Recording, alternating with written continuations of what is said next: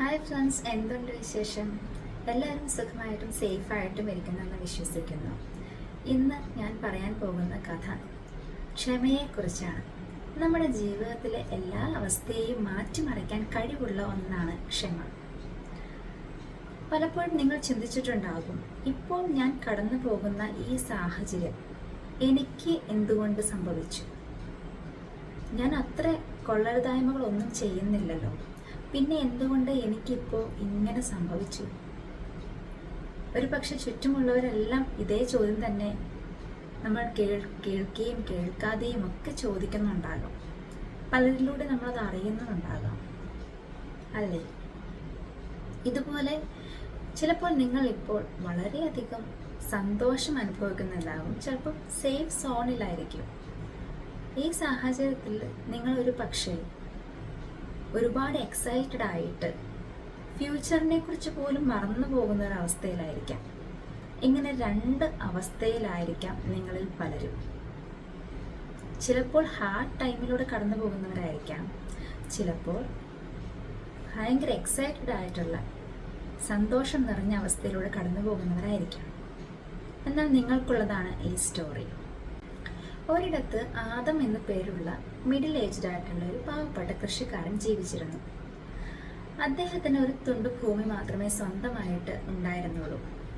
ആ ഭൂമിയിൽ വളരെ കഠിനാധ്വാനം ചെയ്ത് കൃഷി ചെയ്താണ് അദ്ദേഹം ജീവിച്ചിരുന്നത്. ഈ ആദത്തിന്റെ ഏറ്റവും ബെസ്റ്റ് ആയിട്ടുള്ള ഒരു ക്വാളിറ്റി ആയിരുന്നു, എത്ര ദാരിദ്ര്യം അനുഭവിച്ചാലും ഒരിക്കലും പരാതിപ്പെടാത്ത, ഒരിക്കലും നിരാശപ്പെടാത്ത ഒരു നല്ല മനസ്സ് അദ്ദേഹത്തിനുണ്ടായിരുന്നു. അത് അദ്ദേഹത്തിൻ്റെ ഒരു നല്ല ക്വാളിറ്റി ആയിരുന്നു. മാത്രമല്ല, അദ്ദേഹത്തെ സംബന്ധിച്ചിടത്തോളം ഒരു അനുഗ്രഹിക്കപ്പെട്ട ദിവസം എന്ന് പറയുന്നത് 2 നേരത്തേക്കെങ്കിലും ഭക്ഷണം കഴിക്കാൻ ഉണ്ടാവുക എന്നതായിരുന്നു. അത്രയ്ക്ക് കഷ്ടപ്പെട്ടാണ് ആദം ജീവിച്ചിരുന്നത്. അദ്ദേഹത്തിൻ്റെ ഒരേ ഒരു മകൻ ഡാനിയൽ അദ്ദേഹത്തെ തൻ്റെ കൃഷിയിലെല്ലാം വളരെയധികം സഹായിച്ചു കൊണ്ടിരുന്നു. മാത്രമല്ല, ഇവർക്ക് ഇവരുടെ കുടുംബാംഗത്തെ പോലെ ഏറ്റവും പ്രധാനപ്പെട്ട ഒരു കുതിര ഉണ്ടായിരുന്നു. ഈ കുതിരയെ അവർ മാക്സ് എന്നാണ് വിളിച്ചിരുന്നത്. മാക്സ് വളരെ ബുദ്ധിശാലിയും നന്നായി കഠിനാധ്വാനം ചെയ്യുന്ന ഒരു കുതിരയായിരുന്നു. ആ ഗ്രാമത്തിലുള്ള മറ്റുള്ള കുതിരകളെ പോലെയോ ഒന്നുമായിരുന്നില്ല. ഇങ്ങനെ ആദമും ഡാനിയലും മാക്സും ഒരു കുടുംബമായിട്ട് ജീവിച്ച് മുന്നോട്ട് പോവുകയാണ്. ഇവർ താമസിക്കുന്ന ഈ ഗ്രാമത്തിൻ്റെ തൊട്ടടുത്തായിട്ട് ഒരു തിക്ക് ഫോറസ്റ്റ് ഉണ്ടായിരുന്നു. മാത്രമല്ല, ഈ ഗ്രാമം വളരെ മനോഹരമായിരുന്നു. ഇങ്ങനെ ജീവിച്ചു പോരവേ ഈ മാക്സിൻ്റെ ബുദ്ധിയും ശക്തിയും കഴിവും പറഞ്ഞു കേട്ട് പട്ടണത്തിൽ നിന്ന് ഒരു റിച്ച് ബിസിനസ് മാൻ ായിട്ട് ആദത്തെ സമീപിക്കുകയാണ്. നല്ലൊരു തുക അയാൾ പറയുകയാണ് മാക്സിനെ വാങ്ങുവാൻ. എന്നാൽ ആദം അത് സ്നേഹപൂർവ്വം വളരെ താഴ്മയോടെ നിരസിക്കുകയാണ്. അദ്ദേഹത്തിന് മാക്സിനെ വിൽക്കാൻ തീരെ താല്പര്യമില്ലായിരുന്നു. അങ്ങനെ ആ റിച്ച് ബിസിനസ് മാൻ അയാളുടെ മകനുമായിട്ട് അവിടെ നിന്ന് ദേഷ്യത്തോടെ കടന്നു പോവുകയാണ്. ഈ സമയത്ത് ഈ ഗ്രാമത്തിലുള്ളവർ, ഗ്രാമവാസികൾ പിറുപിറുക്കാൻ തുടങ്ങി, കുറ്റപ്പെടുത്താൻ തുടങ്ങി ആദത്തിനെ. എന്ത് മണ്ടനാണ് ഇയാൾ എന്ത് ഇത്രയും നല്ലൊരു അവസരം കിട്ടിയിട്ട് ഈ ദാരിദ്ര്യത്തിൽ നിന്നും അയാൾക്ക് രക്ഷപ്പെടാമായിരുന്നു. ആ കുതിരയെ വിറ്റ കാശുണ്ടെങ്കിൽ നല്ല രീതിയിൽ അയാൾക്ക് ജീവിക്കാമായിരുന്നു. ഇയാൾ എത്ര ബുദ്ധിയില്ലാതെ പ്രവർത്തിച്ചത്? ഇങ്ങനെ ആദത്തെ വളരെ കുറ്റപ്പെടുത്താൻ തുടങ്ങി. അങ്ങനെ ഇരിക്കെ കുറച്ച് ദിവസങ്ങൾക്ക് ശേഷം പെട്ടെന്ന് അപ്രതീക്ഷിതമായിട്ട് മാക്സിനെ കാണാതാവുകയാണ്. ആദമും ഡാനിയലും ചേർന്ന് അവിടെയെല്ലാം ഒരു ദിവസം മുഴുവനും അന്വേഷിച്ചു. എങ്ങും മാക്സിനെ കണ്ടെത്താൻ സാധിച്ചില്ല. ഈ സമയത്ത് ഈ ഗ്രാമവാസികൾ ഇദ്ദേഹത്തെ ആദത്തിനെ പിന്നെയും കുറ്റപ്പെടുത്താൻ തുടങ്ങി. ഇയാൾ എന്തൊരു മനുഷ്യനാണ്, ഇയാൾക്ക് സ്വന്തം കുതിരയെ പോലും, ഇത്ര വില മതിക്കുന്ന ഒരു കുതിരയെ പോലും നോക്കുവാൻ ഇയാൾക്ക് കഴിവില്ല. എന്തൊരു നിർഭാഗ്യവാനാണ്. ഈ സമയത്ത് ഡാനിയൽ തൻ്റെ മകൻ ആദത്തിനോട് ചോദിക്കുകയാണ്, അപ്പ നമുക്ക് ഏറ്റവും വിലപ്പെട്ട ഒരു കാര്യം നഷ്ടമായിരിക്കുകയാണ്, അപ്പൊ സങ്കടമില്ലേ? അപ്പോൾ ഇങ്ങനെ കാമായിട്ട് നടക്കുന്നു, സാധാ പോലെ എങ്ങനെ കൃഷി ചെയ്യുന്നു, സാധാ പോലെ നടക്കുന്നു. എന്താണ് അപ്പോൾ വിഷമം മനസ്സിൽ ഒളിച്ചു വെക്കുകയാണോ? ഈ സമയത്ത് ആദം തൻ്റെ മകനോട് പറഞ്ഞു, ഗുഡാണോ ബാഡാണോ നമുക്ക് സംഭവിച്ചിരിക്കുന്നത് എന്ന് ഇപ്പോൾ തന്നെ നമുക്കത് ജഡ്ജ് ചെയ്യാൻ പറ്റില്ല. ആ സമയം വന്നു കഴിയുമ്പോൾ നമുക്ക് മനസ്സിലാകും നല്ലതിന് വേണ്ടിയായിരുന്നു ഇത് സംഭവിച്ചത്, അതോ ബാഡായിട്ടാണ് സംഭവിച്ചതെന്ന്. ഗ്രാമവാസികൾ പിന്നെയും ആദത്തെ കുറ്റപ്പെടുത്തിക്കൊണ്ടിരുന്നു. ചിലർ പറയുകയാണ്, ആ ബിസിനസ്മാൻ വന്നില്ലായിരുന്നോ കുതിരയെ വാങ്ങാൻ, അയാളുടെ ആളുകൾ മിക്കവാറും മോഷ്ടിച്ചുകൊണ്ട് പോയതായിരിക്കും, വിൽക്കാൻ തയ്യാറായില്ലല്ലോ ആദം, അതുകൊണ്ട്. ഇങ്ങനെ പല റൂമേഴ്സും ആ നാട് മുഴുവൻ പടർന്നു. ആദം ഇതിനൊന്നും മൈൻഡ് ചെയ്തില്ല. അങ്ങനെ കുറച്ച് ദിവസങ്ങൾ കൂടി കഴിഞ്ഞപ്പോൾ ആദമും ഡാനിയലും അവരുടെ കൃഷിയിടത്തിൽ പണി ചെയ്തുകൊണ്ടിരുന്ന സമയത്ത് വളരെ സർപ്രൈസിങ് ആയിട്ടുള്ള ഒരു കാഴ്ച അവർ കാണുകയാണ്. അവരുടെ നഷ്ടപ്പെട്ടു എന്ന് പ്രതീക്ഷിച്ചിരുന്ന ആ മാക്സ് എന്ന കുതിര തിരിച്ചു വന്നിരിക്കുന്നത് തന്നെയല്ല, തൻ്റെ കൂടെ മറ്റ് 5 കാട്ടു കുതിരകളും കൂടെ ഉണ്ട്. പവർഫുൾ ആയിട്ടുള്ളൊരു ഗ്രൂപ്പായിട്ടാണ് വന്നിരിക്കുന്നത്. എല്ലാവരും വളരെയധികം അത്ഭുതപ്പെട്ടു. കുറച്ച് ദിവസങ്ങൾക്ക് മുമ്പ് വരെ ആദത്തെ കുറ്റപ്പെടുത്തി കളിയാക്കി ചിരിച്ച നാട്ടുകാർ വരെ അമ്പരന്നു പോയി. അവർ പിന്നെ പറയാൻ തുടങ്ങുകയാണ്, ഓ എന്ത് ഭാഗ്യവാനായ മനുഷ്യനാണ്.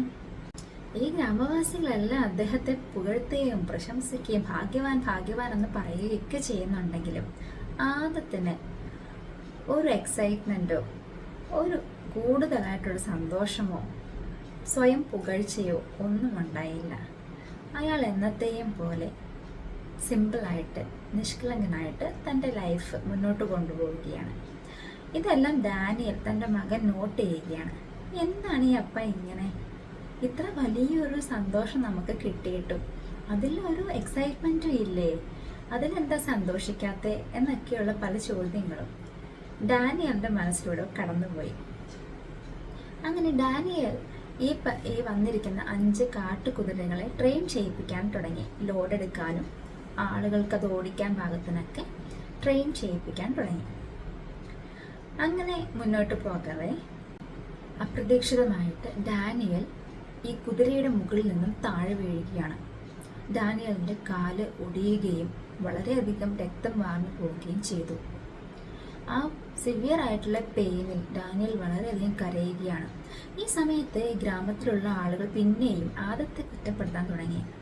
ഇയാളല്ലേ സ്വയം ഈ വിന വരുത്തി വെച്ചത്, ഇത്ര വലിയൊരു അബദ്ധം ആരെങ്കിലും ചെയ്യോ, കാട്ടുകുതിരേനെ മറ്റേ ട്രെയിൻ ചെയ്യിപ്പിച്ചിട്ട് വല്ല കാര്യമുണ്ടോ, ഇങ്ങനെ പല കമൻസും പറഞ്ഞ് ആദത്തിനെ ശകാരിക്കാൻ തുടങ്ങി. ഡാനിയലിനെ തൻ്റെ പിതാവായ ആദം അരികത്തിരുന്ന് ശുശ്രൂഷിക്കുകയാണ്. ഈ സമയത്തും ഡാനിയൽ നോക്കുമ്പോൾ തൻ്റെ പിതാവ് അങ്ങനെ കരയുന്നതോ ഭയങ്കരമായിട്ട് വിഷമിച്ചിരിക്കുന്നതോ ഒന്നും കാണുന്നില്ല. അപ്പോൾ ഡാനിയൽ തൻ്റെ പിതാവിനോട് ചോദിച്ചു, അപ്പ എന്താ അപ്പയ്ക്ക് ഒരു സങ്കടമില്ലേ, ഞാൻ ഇത്രയധികം വേദന അനുഭവിക്കുക, എൻ്റെ കാലൊടിഞ്ഞ് വളരെ വേദന അനുഭവിക്കുക, ഈ സാഹചര്യത്തിലും അപ്പോൾ വിഷമം പുറത്ത് കാണിക്കാത്ത എന്താ, കരയെ വിഷമങ്ങളൊന്നും പുറത്ത് കാണിക്കുന്നില്ല, ഞാൻ കാണാതെ ഹൈഡ് ചെയ്യുന്നതാണോ, അങ്ങനെയൊക്കെ ചോദിക്കുകയാണ്.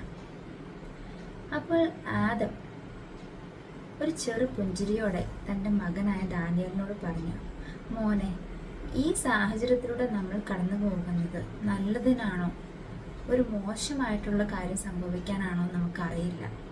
സമയത്തിന് മുൻപേ നമുക്ക് ഒരു സാഹചര്യത്തെയും ജഡ്ജ് ചെയ്യാൻ പറ്റില്ല.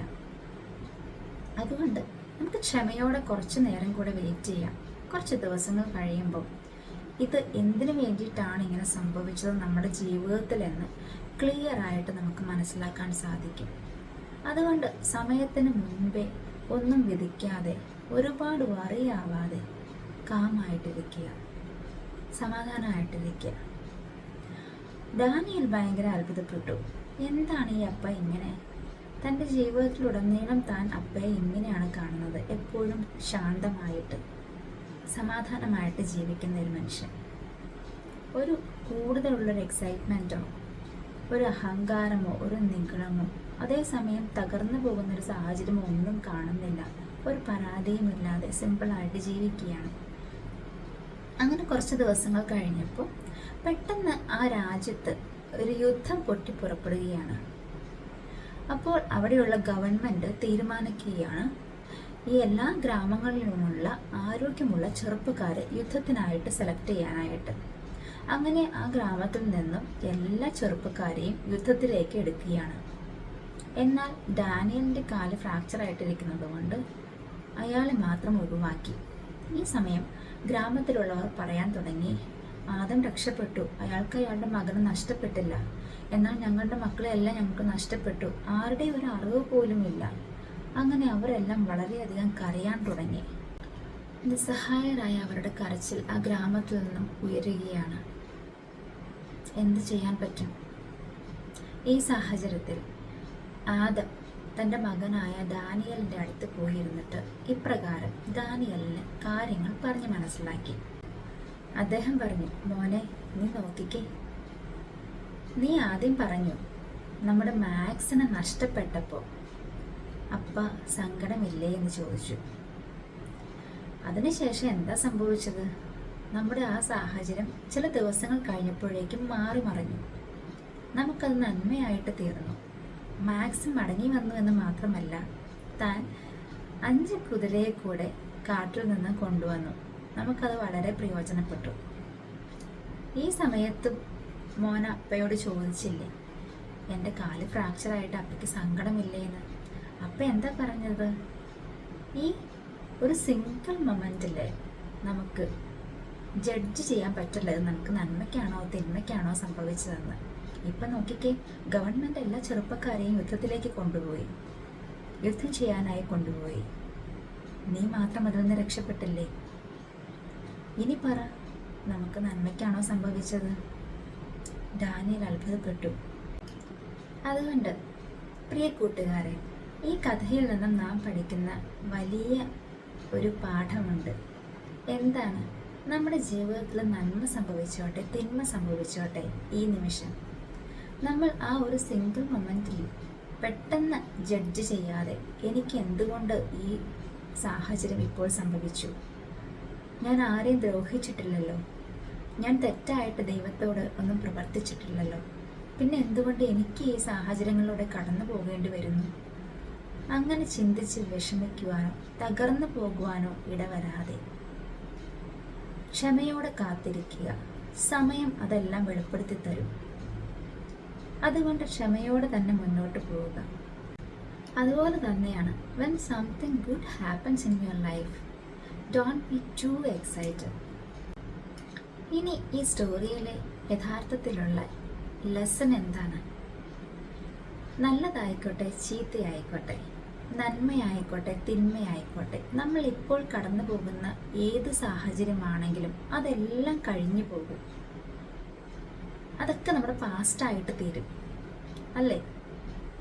ഇനി നമ്മുടെ ഫ്യൂച്ചർ എന്താണ്, ഭാവിയിൽ നമുക്ക് എന്താണ് അതിൻ്റെ എൻഡിൽ സംഭവിക്കാൻ പോകുന്നത്, അല്ലെങ്കിൽ എന്താണ് നമുക്ക് വച്ചിരിക്കുന്നത് എന്ന് നമ്മുടെ സ്രഷ്ടാവിന്, നമ്മുടെ ദൈവത്തിന് മാത്രമേ അറിയൂ. ദൈവം ദോഷമായിട്ട് ആർക്കും ഒന്നും ചെയ്യുന്നില്ല, എല്ലാം നന്മയ്ക്കായി സംഭവിക്കുന്നു. So in every situation, be patient, be thankful and keep your faith strong.